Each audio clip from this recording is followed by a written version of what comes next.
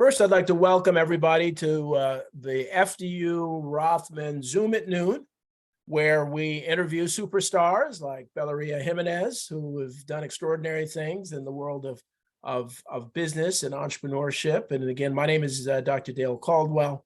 I work with Maura Panuski and Sue Slavin at the Institute and focusing on everything from veterans launching ventures programs to our Family Business of the Year program, to have our family business coaching program, and now something called Entrepreneur Zones, where we're going into urban communities to really enhance entrepreneurship.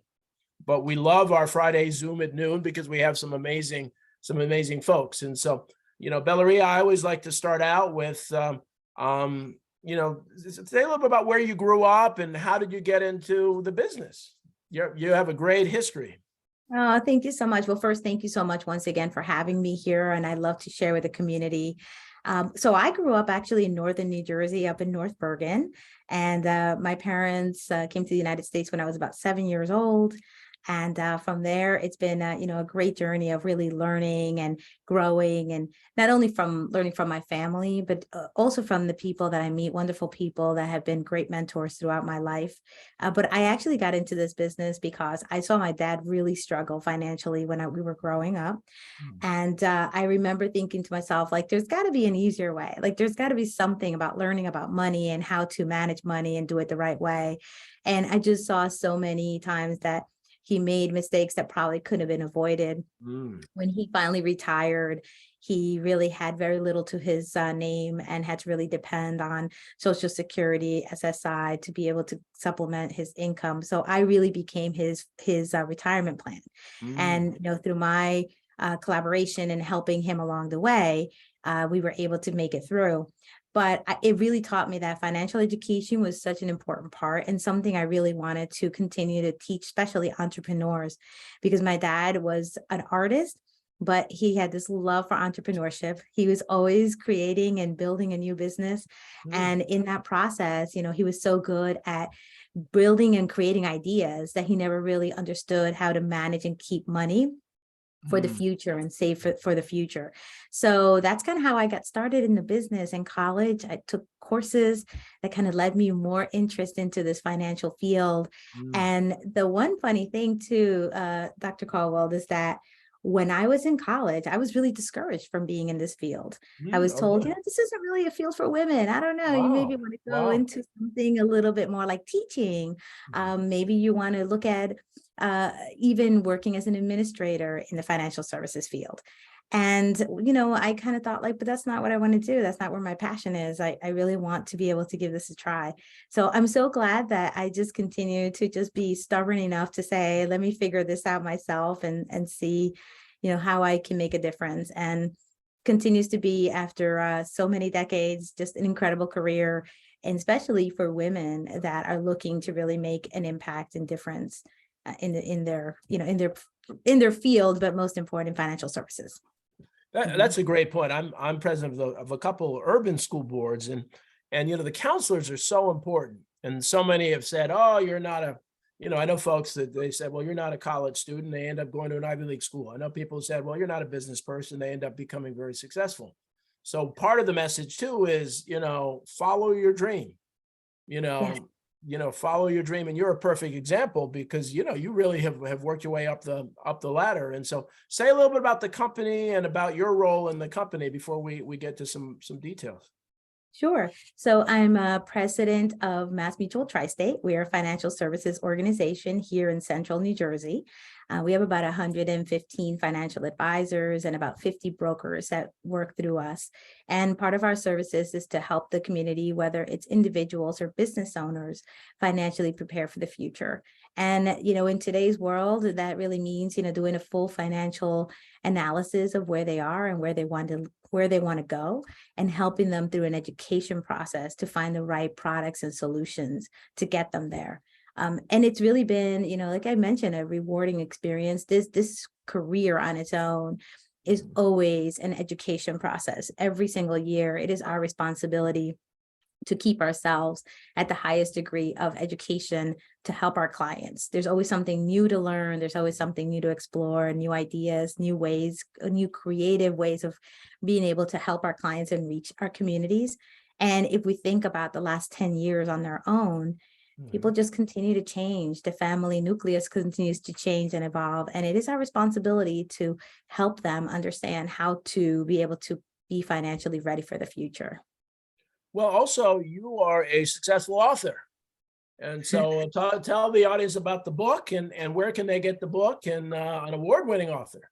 So, yes, very Yeah, exciting. so a few years ago, we had the idea, my business partner, John Busick, and myself have always done teaming in our business. And that's always been also a creative way of being able to help financial advisors to be able to better position themselves in the areas that they're really good at. So by working collaboratively in teams, they're able to not only do more for their clients, but also work on the skills that they're really good at.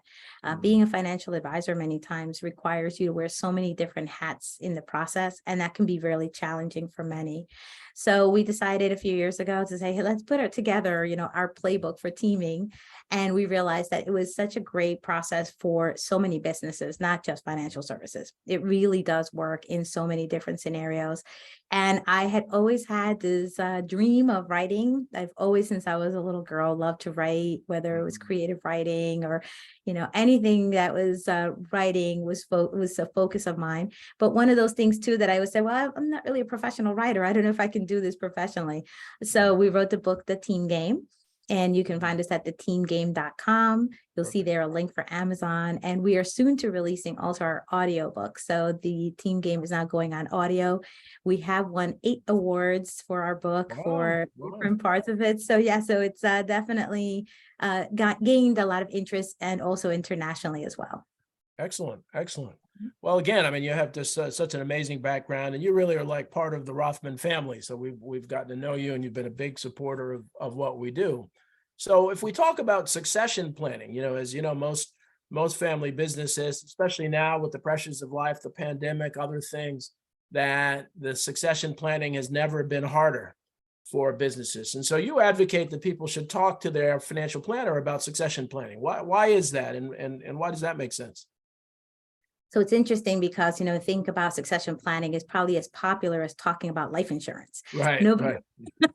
Nobody wants to talk about it. Nobody wants to really focus too much into the long term, and especially if you're a business owner. I mean, this is your livelihood. Like I said, I grew up in an entrepreneurial environment. My dad, his business was everything to him. So I completely understand. And I feel the same way about my business. So it's really interesting when I thought about the succession planning journey that there's really 2 parts to it. There's an emotional component as well as a process focus. So this became to me very evident. And 10 years ago, it's probably about 10 or 11 years ago, I had an experience that hit home really hard. And I realized wow, this is why people have to be thinking about this. And one day I received a phone call. We had a few of our financial advisors that were traveling to a conference out in Las Vegas. And one of our financial advisors did not make it home. He all of a sudden fell ill when he was at the conference. They took him and rushed him to the hospital, and he was in a coma for about 6 months out in Vegas.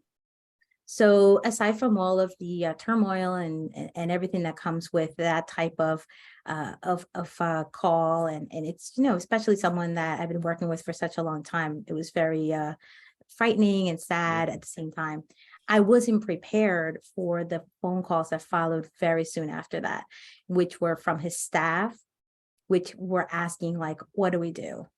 And part of that is because there was no succession plan in place. There had never really been a discussion about continuity of business in case of a disability. And they needed to know many questions, like who's going to pay us on Friday when it's payday? What do we tell our clients when they call? What if they need to put trades in? Who's going to help them? There was so many questions, and it really gave me the opportunity to really submerge myself in this topic and say, wow, everyone needs to think about the things that they don't want to think about, which is succession planning, not only when we retire, because that's what everybody always thinks about, but even when it comes to the interruption in business so that your business doesn't suffer. And I always say there's like a silent partner in the room whenever you think about succession planning. It's not just about you and your successor, but it's about those people that you help throughout the process. And those are your clients, your staff, and your family. They're not always at the table, but your process of having a plan in place impacts them significantly. So that was something, big lesson learned. And thankfully, after 6 months, he did recover. It was, a long journey after that for him to recover fully, but we learned so much in that process and really helped to talk about this very important process to all of our clients. And of course, to our financial advisors that had their own practices. Wow. Well, that's quite a story. And is he still working with you today? He is now Retired. retired, Okay. very happily retired, but yes, thankfully still with us. Wonderful. That's great. And so, all right. So the succession planning process, how does the family work together? That's sometimes a very difficult, conversation. And sometimes there's sibling rivalry and, I'm the oldest, so I should get the most, et cetera, et cetera. So talk a little bit about that.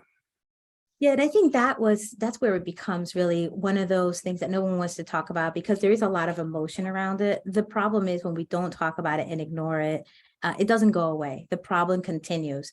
So part of the conversation has to be to really start off with thinking about all of your what you're trying to build before you think about the people, right? You want to really think about where do you want your business to go in 5 to 10 years?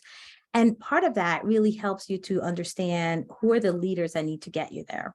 So there might be opportunities, for example, in the business that you're in, to think about like, how does technology play into what the future of my business needs to look like? What do my future clients need to look like for this business to continue to thrive and grow?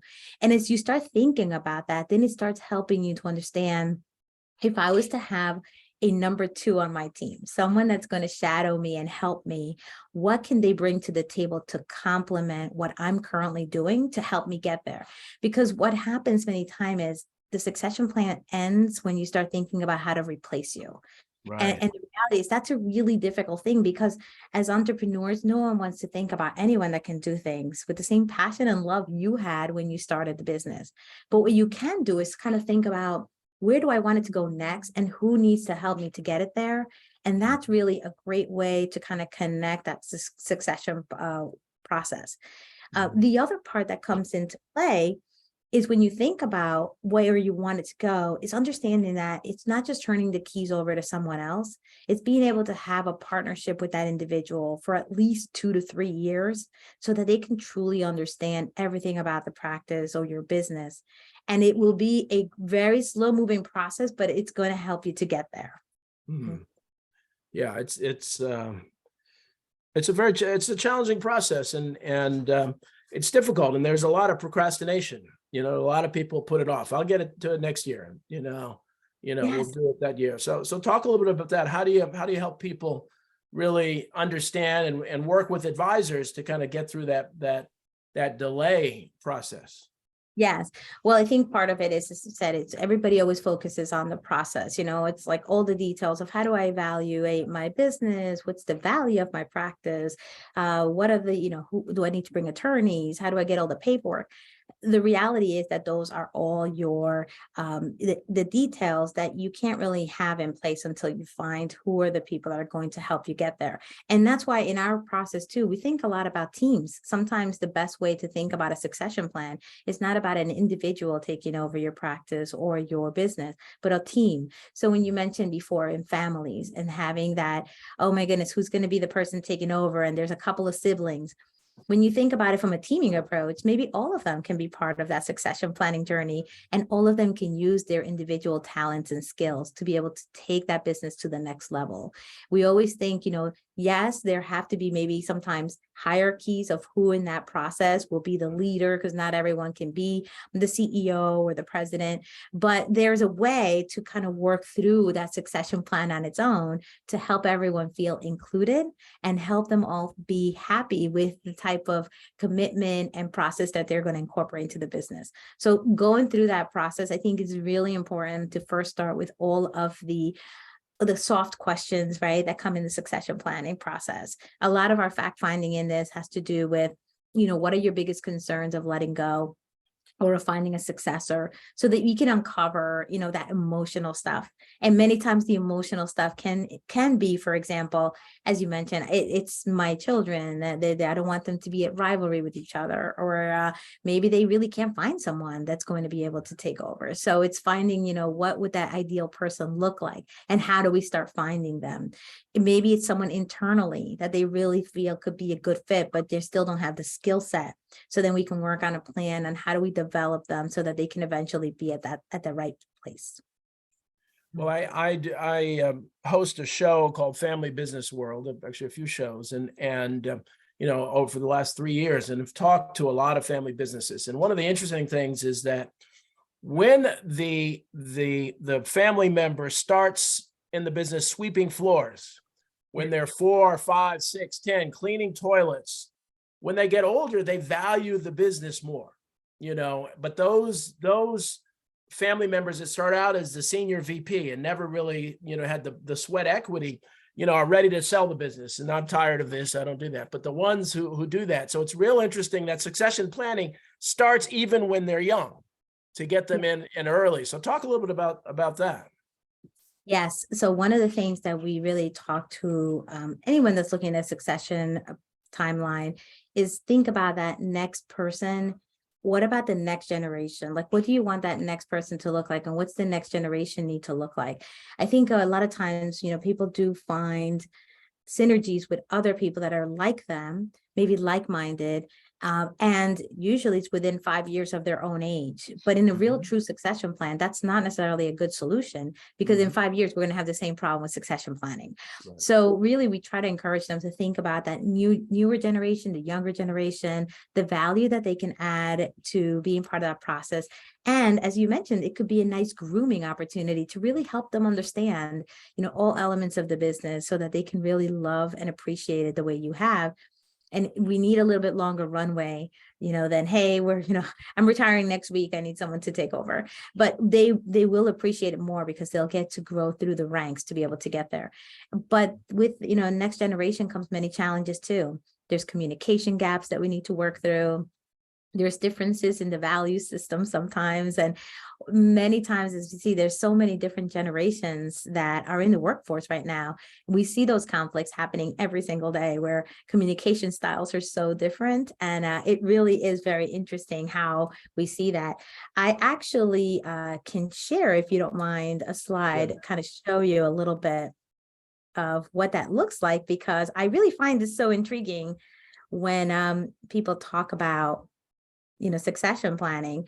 So this is, from the US Census. This kind of shares a little bit about like what the generations look like in the workplace. And in many families, especially in family business owners, they find themselves working with, the Gen Zers, millennials, Gen X, and baby boomers all under one roof.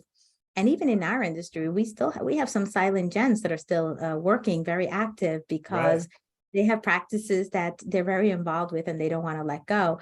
So we are talking potentially 5 generations under one roof, and all of them with different styles of communication, different work ethics. So when you're thinking about what your succession plan needs to look like, it's important to think about the value that the younger generations will bring to your practice in incorporating so many different elements, which could be technology, it could be just a different way of marketing your practice, of being able to attract younger clients as well. And this is really critical because we found in our industry, for example, that many times, when we're making these decisions, we're just thinking about the left brain. And I love to show this graphic because I think it really provides like a really nice understanding of the battles of the succession planning process, right? In the left brain, we have all these questions that are kind of like, could be potentially procrastination problems, right? Like, I don't know how to value my practice. I don't know how to be able to get my documents in place. These are all things that many business owners look at obstacles and kind of stop the conversation because they don't want to deal with it at the time and they don't know how to get through those hurdles. There's so many different tools now available to be able to help people through that process. But then you also have the right brain, which is more of that, as I mentioned before, you have all of these soft skills or all the things that you need to kind of talk about that no one wants to discuss. But this is where we have to tackle these problems, because this is also a procrastination process. Like, I can't find anyone that's going to run this business like I do. I don't know, my clients aren't going to like anyone but me. And the reality is that when you incorporate a younger person into your practice, they don't necessarily have to deal with the same people that you're working with, but they're going to attract newer clients, or even the children of those clients that need to stay engaged in your business. And many times we lose them along the way. So one statistic that I love sharing with people in the financial services industry, and I know this applies in so many other industries as well, not just in ours, but the reality is that baby boomers are aging, and their children are going to be the ones inheriting the money. And many of them complain that they don't have a good relationship with their financial advisors or their parents' financial advisor, right? So there's a disconnect there because they don't relate to them. So we need to think forward and say, well, how do we capture the attention of that next generation? And many times we have to humble ourselves to say, maybe it's not me, it's got to be someone in my team that can connect with them better, so that I can continue providing services to that next generation through someone else other than me, that can really continue the legacy of my business. And we have to think about it in every single type of industry, in any business, you know, whether it's financial services or farming, right? We've been talking a little bit about that earlier. This really applies in so many different ways, because we have to get creative and think outside the box sometimes as to how do we continue the legacy of our business going forward. So excellent. Well, you share those again. Please put those up, because there are a couple of questions. These are great slides. If you go to the first one, I think that's such a powerful slide.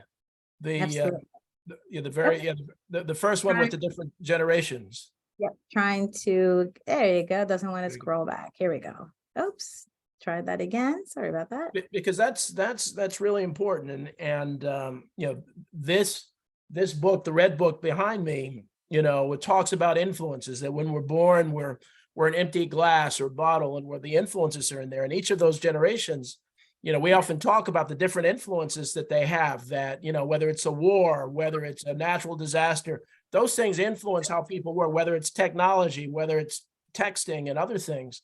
And so on, no matter who your business is, you know, we're talking about succession planning, but this is applying to marketing. It's applying to sales. It's applying to financial planning. It's applying to hiring, you know, as you look at those things. And so this is, I hadn't seen this before you said it, but this is really, really good. And there was at one time, 5 of the generations were in the market, you know, and folks are aging out. The silent generation's aging out, and soon the baby boomers will. But it's really, really important. And absolutely. And I'm sure you've seen, and I've seen a lot of the family businesses really don't understand, which I do a lot of work on influence, don't understand that the next generation was influenced differently. You know, they don't understand, why do you communicate? Why, when I was your age, you know, the famous words, when I was your age, this is what I did. So talk a little bit about that. And it's true in investing too. So. Yeah. And, you know, I always say, you know, when I was a child, I remember people saying like, oh, you know, my parents. So this is always going to be the repeat, right? In every generation, we're always going to think that the newer generation doesn't know what they're doing. The reality is that, you know, when we think about the Gen Z and millennials, they are the majority at this point. And we need to think about the importance of how we can relate to them. But instead of focusing on all the differences, which is what people tend to do, it's let's focus on all the positives that they can bring to the business, and the reality is of where the business needs to go in the next few years. I really do feel like the last, you know, 2.5 years with COVID, I think more people have been more open to the understanding that technology is so critical to running our businesses moving forward. And I know in some of the stats that I've read, I think we leaped forward like 7 years in technology of where we would have been if it would have just been status quo, because we had no other resource but to jump into a different way of doing business, whether it's through Zoom like we're doing now, and even being able to do meetings and appointments. I know doctors still do visits through telemedicine now through the Zoom. So there's so many different ways. So if you're in that baby boomer community, and technology is something that has been very difficult and challenging for you to adapt, I think part of where we get stuck is we think like we need to learn it ourselves and we need to Right. do it. And the reality is this is where teaming has become such an important part of our culture, because we spend sometimes more time trying to learn something that we're just never going to be that good at Right. versus delegating it to someone else that could do it so much better and they love it and they enjoy it, so that we can continue doing the things that we still can bring value. So there is such a great process in working through the generations. And as you mentioned, Dr. Caldwell, there's tons of books. You have a beautiful library behind you that have tons of books of how to like work through the different generational differences. Yep. So you can educate yourself on what do I need to know, right? It doesn't mean that because you're going to be working with a Gen Zer, you need to go into TikTok and become like a TikTok follower, right? It just it just means you have to understand that they communicate a little different, that if you want face-to-face meetings, sometimes they're going to prefer that you just text them what you need. If we have to kind of just meet halfway, right? And I think that's going to be like the best way to deal with the different generations at this point when you're trying to build to your succession plan. Well, feel free to use this. So when I do a lot of training off of the book Intelligent Influence, I often talk about the research shows that your musical tastes are developed between ages 24 and ages 14 and 25. Doesn't mean you don't like other stuff, but that's when your brain's developing. You first fall in love, and everybody that sees this video has one or two songs that'll bring them back immediately to that either painful or wonderful time in their life. And so the thing about music, and I say this is, the music, we would never think we could seriously change your musical taste, but we try to do that with everything else. So we need to understand that the music of the next generation is different than the music of the CEO generation, which is different than the music of their kids. And that's okay. And what I said is our goal is to try to create a symphony, a beautiful symphony of different music together. And that's what makes a great family business. And that is what makes succession that much more effective. Yeah, and I think that's a great analogy, because when you see about some of the conflicts that people have, and whether they're family or, just coworkers on their own, many times they're so focused on all their differences. And I know there's so many different ways also that business owners can think about, narrowing those gaps. There's great tools out there to understand each other's language, how to communicate better. There's, the Myers-Briggs and all these different programs out there that you can take tests to understand each other's personality and communication styles. And those tools are really meant to just be, once again, just one more way that you're investing time to get to know better how to communicate. It's the biggest problem people have in everything, not just business, but in marriages, is lack of communication, not understanding, not being on the same page, not being able to fully talk through, where do we need to go and what do we need to do. So this is really, once again, I encourage everyone to think about succession planning a little different, not to think about it as this is the end game and I'm like passing the baton to someone else, but to think about it more like we do when we go into a financial planning relationship. You're building a roadmap for where you would like to go eventually, and you at least have a plan in place so that if anything disrupts it along the way, you already know that you're taking care of your clients, you're taking care of your staff, you're taking care of your other team members, and it's going to help you sleep better at night. And if it is a family business where your children are already telling you that this is not where I want to be and this is not where my passion lies, then you have to have that discussion with yourself to say, then maybe I need to just get off the dream that I have of my family continuing this legacy and think about incorporating other team members that could be part of my business that will be, a type of family to me, but maybe they're not just necessarily my blood, right? But I think that this is really something that we all have to think about in our business planning process. Absolutely. And our life planning as well. I mean, the one thing before we move from this slide, I always, confess my dad passed away in 2020. My mom has Alzheimer's, but my two 80-year-old octogenarian parents went viral on a video, and I've not gone viral. So CBS did a story about their honeymoon, that they were denied admission because of their race way back. And a young group of young kids wrote the Mount Airy Lodge and said, you need to give them a honeymoon. And they did. And CBS followed them. And so 8 million people saw that. And so as I look at that and just remember them. So, but this is really, really important. Business people don't understand. this breakdown is just so important. If you don't understand this and you have your own business, you're missing something, because this applies to every aspect of your business. As I said, employees, sales, your succession, et cetera. If you can move to the next slide. What was the next? You had some great slides. Yes, this is The left brain and right brain. this is something that I put together from my different conversations as I talk through these discussions on succession planning with business owners and also with financial advisors that have their own practices. These are the key questions that always come up in every conversation. And there's always you learn from hearing it over and over again of what obstacles potentially exist with every relationship. And these seem to always come up as the key things that once again become obstacles, and once we are able to work through obstacles, then we're able to help get to the next step. This is really a journey. Succession planning is not just hey, let me sit down and figure this out and it's done in an hour. This is really sometimes a process of several years of really thinking through, what does this need to look like? But Bellaria, the reason I love these slides is that people just focus. This is the business. I'm selling widgets. All that matters is me selling widgets, without really thinking about all these things that are actually even more important. And so I just love the way you broke that down. If you go again to that third slide, which I thought was fantastic as well. I mean, this is really, really important stuff. And so, this is one that, when I think about opportunities, sometimes we get very narrow in our focus. I hear many times people are well, this is my current client base. Right. And what they don't realize is that, okay, your current client base is also aging with you.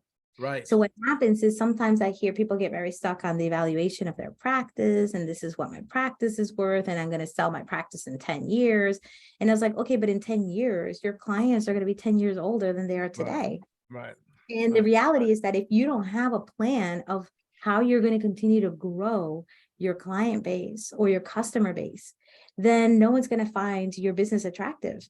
Because then they're going to look at it as a dying business, not a booming. And I know in many economic courses, you look at, where your business lies, if it's in that growth stage, if it's in the beginning stages, if it's already a mature business. So it's important that you always think about your business and what cycle are you in and what are you doing to continue to build it and grow it for that next successor, because if not, they're not going to see what you see today. They're looking forward. It's well, what am I purchasing? Think about if you're going to buy a used car, you're going to say, okay, well, how many more miles am I going to get out of this car? Is this car going to get me from point A to point B and I don't have to invest too much time and energy in servicing it and everything else? Is it worth my time? Or do I just get a brand new car? So many times, when we think about succession planning, we don't want to think about our businesses that way. But the reality is that the buyer, you got to put yourself in that position. What are they thinking about? They're looking at long-term and they want to make sure that they're investing in something that's going to make sense. So many times when you incorporate into your business, what my customer support looks like, this is where I value my practice. This is how I build my clients. This is how I retain them. Or it could be customers, right? If you're in a retail type of business, if you're in a restaurant business, what makes you unique and different that someone's going to want to really think about it as a long-term investment? And these are really important. And I know in our industry, this slide is very meaningful because many times they forget to think about that your clients are aging, and many times when they pass away, you're going to lose those assets. They're going to go somewhere else because they don't have a relationship, and people value relationships more than anything. You can look at all the ratings, 5-star reviews. People can be very fickle and jump to another company very quickly unless they feel that there's a relationship there.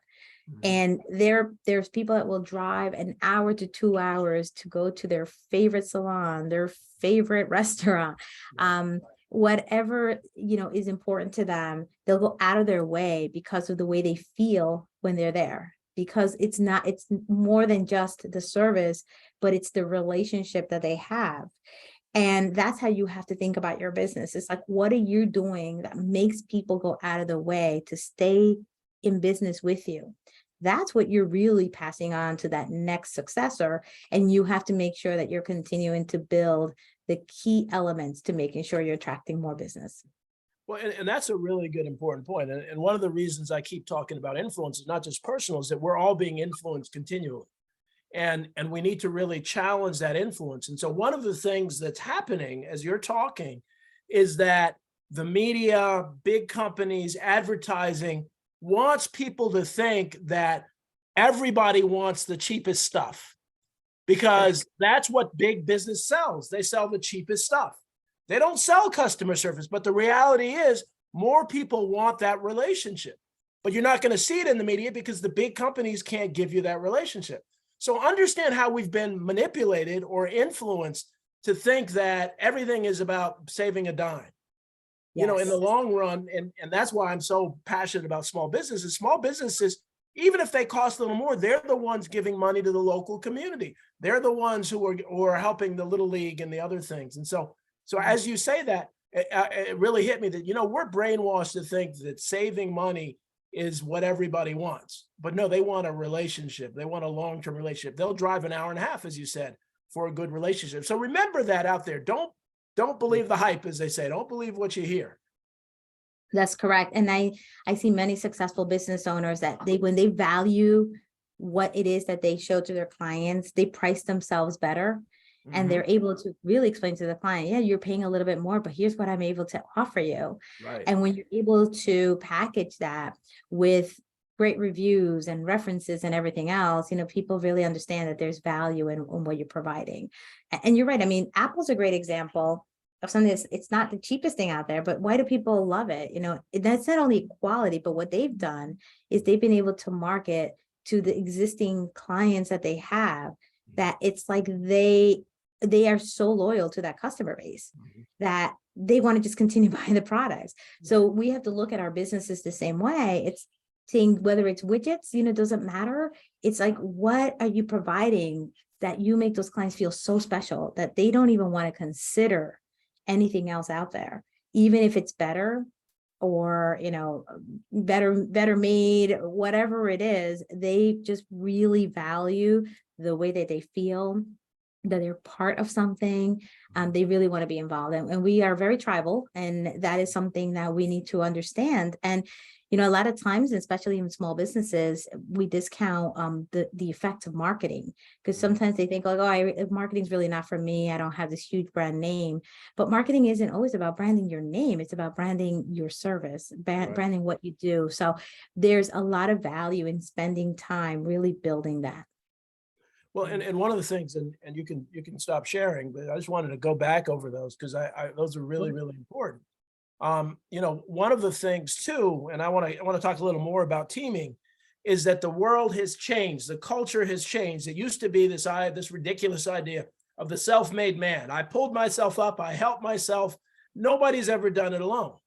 And guess what? There are now women in the marketplace. They're people of color. They're international folks. And so the world is changing. And so what's happening is the new business model is not the single entrepreneur it's the team.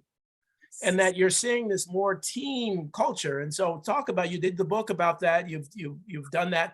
That's why it's been so successful, because you're really talking about business the way it is. So say some more about that. Yeah, and one of the things you'll find in the book, which it really relates in any business, is that in any successful business, you have a process.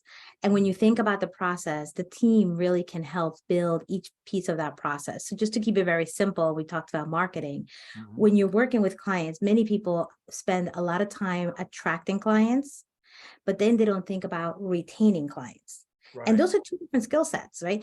You can have someone on your team that is amazing in making introductions and bringing someone new that you can work with and build your business with.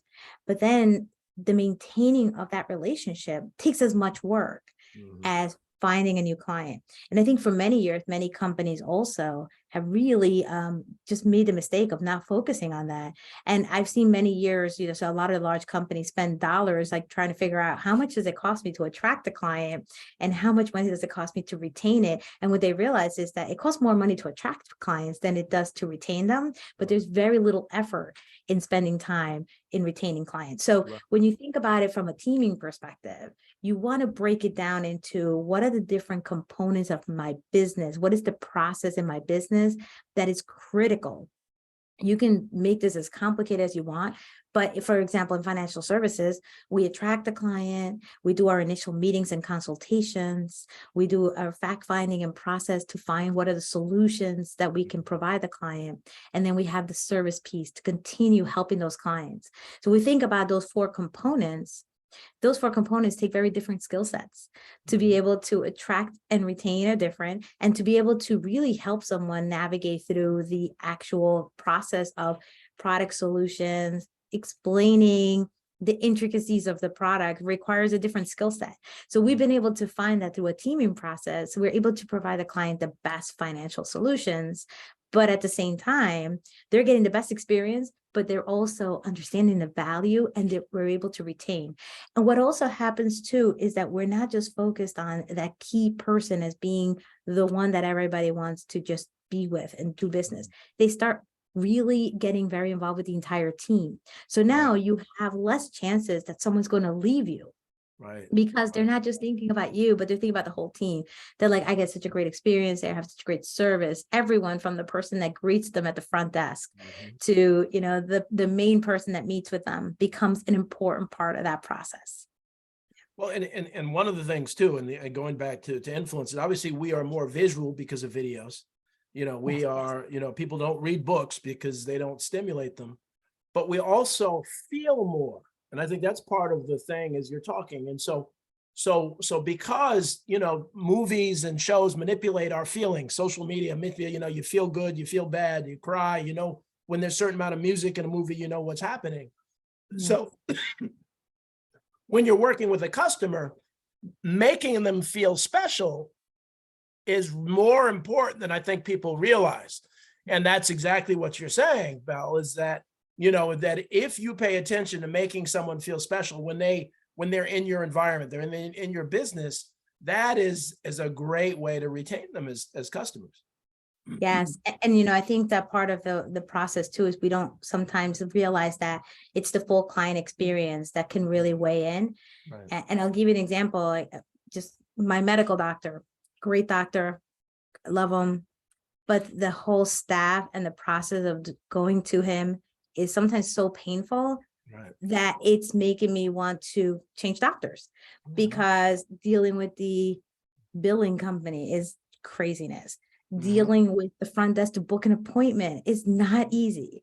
They don't incorporate, the ease of doing business, but being able to reschedule for your annual meeting. So all of these little things really weigh in, and it helps me to understand, like, oh, this is why it's so important to work on a team, and understanding each part of your teaming process and where you potentially have some pitfalls you need to address, because your clients will leave and sometimes you don't know why. And it's the overall experience just wasn't there. And listen, no one's perfect. Like, everybody's always working for perfection, right? It's just being able to have the awareness that you can at least address it. But if you're walking around with blinders on and not realizing, like, oh, okay, well, everything's perfect and wonderful, then we're never making progress. We should always look at our business as a work in progress. It's always growing and developing, because there's also external factors that we don't think about that impact our businesses. And we always have to be aware of reacting properly to them. What can we do to be proactive and not reactive? And that's also another opportunity in teaming, to really make sure that you continue to focus on the key things that drive your business, and having other team members help navigate through some of those complexities. And every business is different. It could be a regulatory environment. It could be employment environment. I know many business owners right now are so impacted by the labor force and the impact it's having on their practices and their restaurants or any kind of retail. They're suffering through this. And this is some of the stuff that in a teaming environment can really help to make sure that you don't lose focus on the things that continue to drive the business. Well, and it's also important to really survey customers, because often the CEO, the senior people really don't have a sense of what's going on. In fact, I just had an experience at the University of Maryland Hotel, and the food service was extraordinary. They were outstanding. They were great. They were responsive, but the front desk and housekeeping were among the worst I've ever had. And I just happened, as I was leaving, was in the elevator with the general manager. And I told her that. I said, this is one of the best food service staffs that you have, but one of the worst housekeeping. And it's okay to and I don't normally complain, but it was just really bad. And so, but those are things that you start to know and know your business and really know your business. But also tying into succession, as you know your business, really think about who can really carry on your business for, for the current time. Yes. That so often we're living and saying, well, my one son or daughter was the hardworking one, but they don't know anything about technology, but it's a technology business. And so, really it's important to really, really know your business. Think about the future of the business. I'm a big believer in 10 years from now, where are you going to be? What's your plan? And who can get you there? And so I don't know if we want to talk a little bit about that. Yes. And being able to have the flexibility you just mentioned to think just different scenarios, because sometimes we do get stuck on, okay, in 10 years, this is where I want to be. And this is the person that I want us to get us there. But we have to understand that, plans do change. Yep. So in the case, and I am experiencing that with one of our team members that has a child that is in college right now. Their goal is for them to be able to come into the business and be a successor. And I think it's a great goal. It's a great plan, but many things could change along the way. Yes. And part of that is you have to think, okay, what's the second plan? What's the backup plan? What's plan B if that doesn't succeed? Because you always have to have different tracks that are going on at the same time, so that if one fails out, you have a backup plan. So as you're looking at that succession planning journey, it's thinking about it. That's the reason I particularly love a teaming approach, because there's always a backup plan. There's different members of the team. So that if someone does just not really stay or whatever it may be, there's other team members that are still in the backup plan. And we weren't just putting everything on that one person that many times could change. But this is really an important part of it. And I also encourage, if you are in a business where you're a partner of the business, you have to think about succession planning even more, because many times business owners that are in partnerships don't really put too much thought about what happens if my partner gets ill or sick, whatever. Am I in business with them, with their spouse, with the child that I don't interact with all the time? And what would be the dynamics that would happen at that point? And those are really important succession planning discussions, because many times, many times when you were working with someone else, you assume automatically that if that person's no longer available or there for whatever reason, that you become the full owner. But that has to be written out. That has to be part of the succession plan. It is not an automatic thing. So many times in partnerships, I see that discussion, and we do talk about that in just to kind of get the ball rolling on discussions like that business owners need to think about as well. Yeah, no, I mean that's a great point. And so how early do you begin these discussions? When you're sitting with your financial advisor, sitting with one of your team members. How do they broach the subject, or do your team members ask them about, what's your plan? Yes. And actually, yes, it's part of the fact-finding process, right? As you're building out whatever your financial process is going to be, whether it's for individually or for the business, it's asking questions about, well, tell me more about the business structure. Do you have a succession plan in place? Just like when we meet with an individual, we ask, do you have your will in place? Do you have, all the things in place that you need to have in case a healthcare directive, a health proxy, all of these things are an important part of the planning journey. Because when you think about financial planning, those will be impacted by not having those steps in place or those processes in place. There will be a financial impact to everybody involved if that's not taken care of. So asking those questions now, we don't necessarily do that succession planning process with them. Right. We can direct them on where to go, what they should be thinking about, so that they can look at their full financial picture and full financial impact. Well, one of the other things that goes along with succession planning is really valuation, business valuation. And so I know you don't do business valuations, or do you? We don't, but we actually do have other companies that we'll recommend depending on the type of business. And in that's another interesting part, because when they get into that one piece, which is really just one piece of the succession plan, right? Many times, business owners get a little stuck on the valuation process, but we work with an attorney that loves to speak about this topic in particular, because he says even with the valuation process, many times businesses get stuck on, oh, this is what my business is valued, but they're not projecting out what it's going to look like in 5 or 10 years, which is really important in the succession planning process. But it's just taking a look at, that what it's valued at, and then also how do you improve it? Because sometimes businesses, when you have at least a starting point of this is what my business is worth, you can actually take a look at what are the things that are keeping my business from being valued at a higher amount. And sometimes it could be things like your marketing strategy. It could be your technology. It could be, most importantly, how you're managing your client database. Sometimes we don't think about the importance of that, but if you have a process in place where you're maintaining your client database, you're able to really market to them. That really brings your business value substantially higher. So those are things that sometimes business owners don't really understand to the degree that has an impact, but understanding, having a starting point for that valuation helps you when you're building your business plan for the following 5 years and 10 years. As you mentioned, it's like, okay, I'm at point A and I need to get to point D, and how am I going to get there? It's not overnight, but I need to start building this database. I need to start thinking about how I collect names and how I start marketing to my database. And sometimes that could seem like a big journey, but it goes back again to the selection process. You can find a team member that perhaps can be really instrumental in that. And that small investment in that one person can really build your business and bring it to another level. Well, that is so so well said. The team, the valuation. I mean, there's a lot in that process. And oftentimes, and you know this, that people try to do it alone. They try to do it themselves. I'm going to look a book. I'm going to look it up. I'm going to go to the internet. Things are so complex, and life is so complex now. It's important to really have someone whose job it is to really understand this stuff.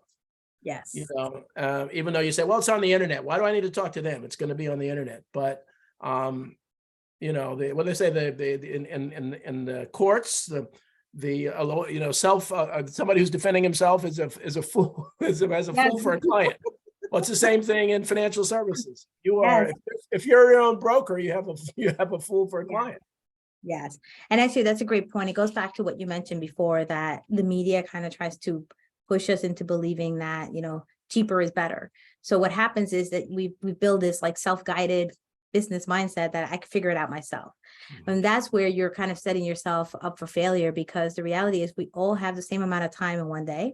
And it's how you're focusing your time that's going to make you successful. So if you're spending half of your time figuring out something that's not really in your wheelhouse, you're already wasting valuable time.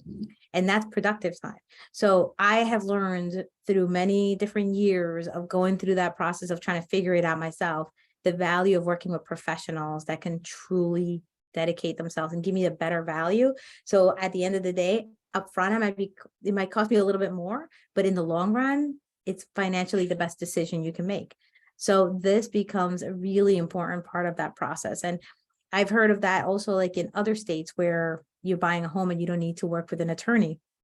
So people are trying to do it themselves. And what happens is that you don't realize what you're signing in all of the papers. And when it comes to a bankruptcy or anything like that, now you're on your own. You didn't have an attorney to review what you were signing to begin with. So there's so much value in working with our professionals in anything, as you mentioned, whether it's financial services, real estate, in an evaluation process. All of that really requires, someone that truly knows what they're doing, so that they can help you just do a better job in getting the information.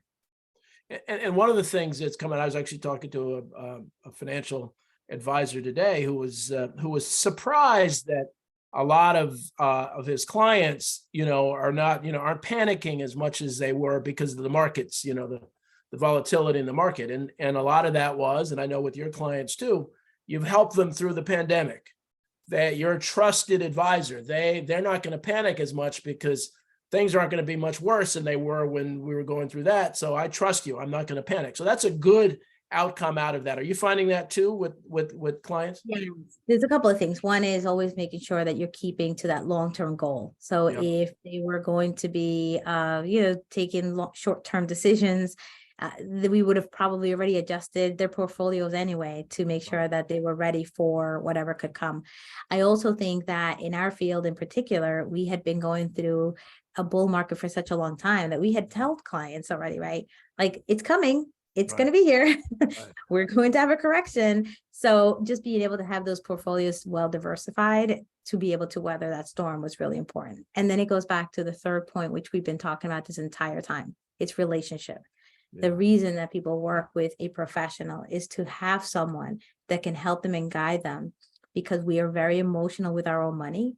But when you have a financial professional that's actually speaking to you about what makes sense and why this is the logical thing to do and the things to be aware of and prepared for, you're going to make better decisions with your own money. If you're on your own, as you mentioned before, figuring it out yourself, you're going to react in an emotional way to what's happening in the market and make the wrong decisions at the wrong time. So it is really an important part of this whole entire process to think about that relationship and why you work with your professional, and especially during the bad times, right? The difficult times. That's when you need to have that real professional there in the room with you. And, before we go, we're almost at the end of time. I mean, related to this, if you can talk a little bit about, kind of key person insurance and those types of things to really think about that, because that relates to succession and relates to that. So say a little bit about that if you could. Yeah, perfect. When you think about, the product solutions, it's all going to start with what are we trying to accomplish? Because there's so many different creative ways. And if you're working with your financial professionals, one of the things I encourage you is to understand what kind of financial professional you're working with. Sometimes we work with someone that gets to a point where in the business succession that you're trying to accomplish, they may not be the right professional for that, which sometimes that could be difficult, right? Because you want to continue working with that person, but for this particular part, you want to work with the right individuals that have the expertise to help you. And you have to ask the questions, do you work with other business owners? Can you give me an example of ways that you've helped other business owners? Key man insurance is a concept in insurance. So if you're working with an insurance agent that sells insurance, they may not be able to build the right portfolio for you at that level that you're looking to build. So it's important that you work with that. And that's why, once again, going back to teaming, in our profession, teaming becomes such a critical part, because our business is very complicated. When you're working with business owners in particular, every situation is unique and different. So we do work with many experts that will help us to really build out that process. Whether it's premium financing, some of our business owners need to leverage funds from a bank, for example, to be able to fund those policies, because many of their assets may not be liquid, but they still need the insurance. So the financial professional will work with them to understand what's the financial need, and then how do we pay for it? Those are the key things. So whether it's those concepts in particular, insurance could be such a great solution for the succession planning process, whether it's key man insurance, whether it's through, building that legacy for the family. And many times it could be used in the sense that someone will have that insurance in place for their family and heirs, because they're not going to come into the business. But if something were to happen, we want to make sure that they get compensated for the years of work that you have done, while someone else is going to run the business, and that becomes their revenue source. So we can work with our business owners really creatively to understand, what are you trying to accomplish? What is the financial impact to your family or to the heirs or to the business owners or team members that are going to inherit the business, so that we can build the right product solutions to help fund it. And then that way everybody could be happy. And of course, there's also other things that come into play. It could be financial health. If the person is not as healthy as they need to be for an insurance policy, then we need to look at other vehicles to help fund that solution. So that's why working in a planning process is very important through this process. Yeah, I mean, it can be very, very complex. And so we're really at the end of time. The one other thing I'll say is our friend Dennis McCullough, one of the Family Business Award winners, was the speaker at our 30th New Jersey Family Business of the Year Awards. And one of the things he talked about, unfortunately, his dad passed away between the two sessions. I remember meeting his dad. and simple things like sharing passwords, making sure that all the information that's necessary in case, God forbid, something happens to you. That's an important part of this succession planning process, is to begin to make sure that all that information is there. So we're at time. Bellaria, as always, you're brilliant and wonderful stuff. I want to thank all of you for watching here in person and also on online. So take care, and we'll see you next time. Thank you Belle, so thank much. you so much. Thank Thank you. you. Thank you. Take care, everyone.